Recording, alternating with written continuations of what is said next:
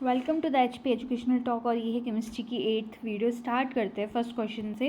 First question है, which of the following particulates is most toxic. तो इनमें से कौन से पार्टिकुलेट्स हैं जो बहुत ज़्यादा टॉक्सिक होते हैं। तो यहाँ पर अगर ध्यान से ऑप्शन में देखो तो स्मोक दिया गया है, इनऑर्गेनिक कंपाउंड्स है, सूट है एंड फ्लाई ऐश है। तो जो राइट आंसर है वो है आपके पास सूट पार्टिकल्स। ठीक है, सबसे ज़्यादा जो आपके लिए हानिकारक होंगे वो होंगे soot particles. Option number C is the right answer. Second question, particles in water at 0 degree Celsius have energy compared to particles in ice at the same temperature. अब आपको यहाँ पर ये पूछा गया है कि आपके पास एक है आइस के क्यूब, ठीक है, और एक है वाटर, ठीक है। दोनों का टेम्परेचर जो है वो 0 डिग्री सेल्सियस है। अब आपको ये बताना है कि इन दोनों में से एनर्जी जो है वो किसके पास ज़्यादा होगी। सो यहाँ पर देखिए क्या होता है कि जब आपके पास वो जो आपके आइस है कन्वर्ट होती है किसमें, लिक्विड स्टेट में, तो वो लिक्विड स्टेट में जब जाती है अपनी स्टेट चेंज करने के लिए तो कुछ एनर्जी एब्जॉर्ब करती है, साथ में वो कुछ एनर्जी एब्जॉर्ब कर देती है in the form of latent heat. ठीक है, तो लेटेंट हीट की फॉर्म में कुछ एनर्जी जो है वो एब्जॉर्ब करके रखती है। ठीक है, टेम्परेचर बेशक दोनों का सेम है पर कुछ एनर्जी किस फॉर्म में अभी भी स्टोर है, लेटेंट हीट की फॉर्म में स्टोर है। सो जो आपके पास लिक्विड है उसके पास एनर्जी क्या होगी, ज़्यादा होगी।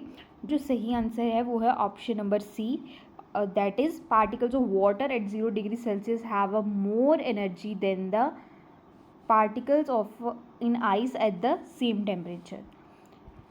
Question number 3, temporary hardness of water removed by method of.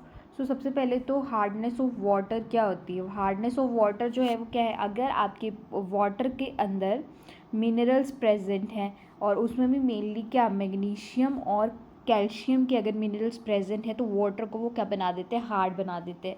अब इनको आपको वाटर से रिमूव करना है, यही क्या गया, removal of hardness of water.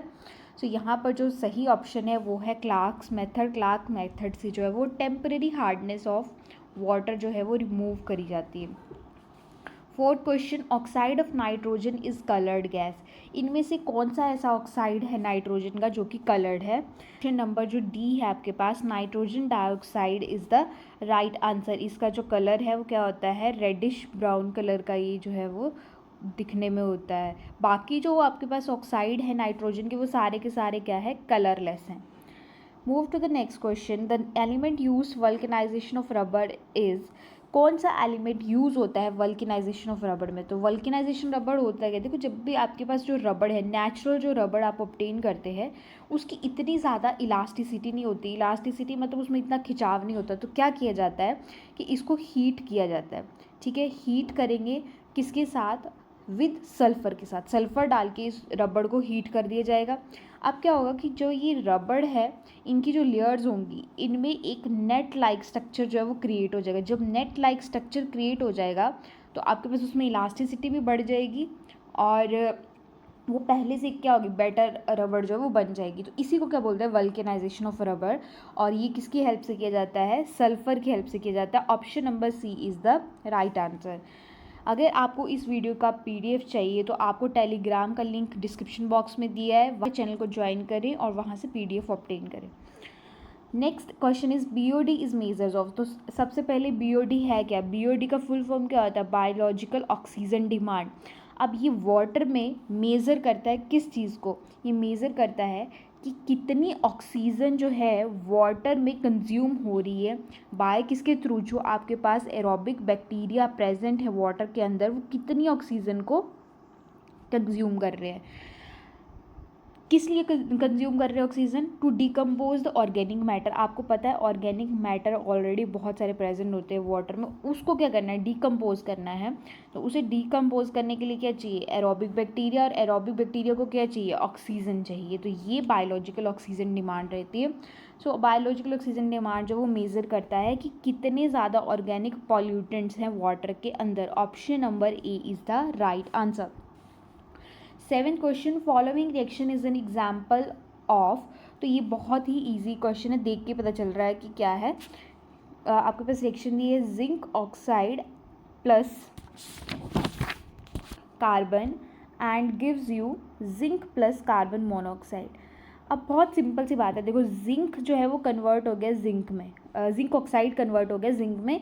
तो यहाँ पर ऑक्सीजन यहाँ से जिंक से क्या होगी, चलेगी, तो ये क्या हुई आपके पास रिडक्शन हुई।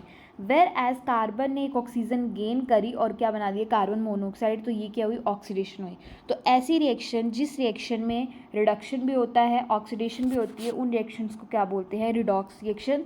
सो ये एग्जाम्पल है किसकी, रिडॉक्स रिएक्शन की। Option number A is the right answer. 8th question, cloud formation occurs due to the process.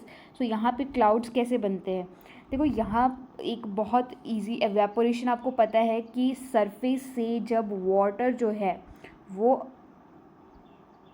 Atmosphere में जाएगा, ठीक है, तो वो क्या होगी, इवेपोरेशन होगी। और वहाँ से ऊपर जब आपके पास वाटर के ड्रॉपलेट्स इकट्ठे हो गए तो वो जब वो नीचे आएगा वो होगी condensation. Answer is the condensation. Option number B is the right answer. Question number 9, compost makes the soil. देखो आपके पास जो सॉइल है उसकी पीएच वैल्यू मेंटेन करना बहुत ज़रूरी होता है, तभी जो है वो एक अच्छी फसल जो है वो क्रॉप ग्रो होगी। तो उसके लिए सॉइल का एसिडिक बेसिक नेचर चेक किया जाता है। पर यहाँ पर जो कंपोस्ट डाला जाता है सॉइल के अंदर उसका नेचर कैसा है, तो वो रहता है acidic in nature. Option number A is the right answer. और नेक्स्ट क्वेश्चन है, tooth teeth decay starts at the pH value of mouth. कितनी पीएच वैल्यू होती है आपके माउथ के अंदर जब आपका टूथ डिके जो है वो स्टार्ट हो जाता है। सो वैल्यू जो है अगर 5.5 या उससे कम चली जाती है, that is the option number B which is right answer. अब यहाँ पे पीएच स्केल में आपके पास 7 क्या रहता है, न्यूट्रल रहता है, इस तरफ 0 और इस तरफ 14। अगर आपके पास वैल्यू 7 से लेकर 0 के बीच में है तो क्या होंगे, सब्सटेंस एसिडिक होंगे आपके पास, ठीक है। और अगर वैल्यू 7 से लेकर 14 के बीच में है तो आपके पास क्या होंगे, बेसिक होंगे सब्सटेंसेस। और अगर 7 है वैल्यू तो क्या होगा, न्यूट्रल होगा। सो यहाँ पर ये क्या है, एसिडिक है, आपके माउथ के अंदर एसिड बनना शुरू हो जाता है, इसलिए वो टूथ डिके जो है वो स्टार्ट हो जाता है। Thank you for watching the video. Channel को लाइक शेयर सब्सक्राइब ज़रूर करें।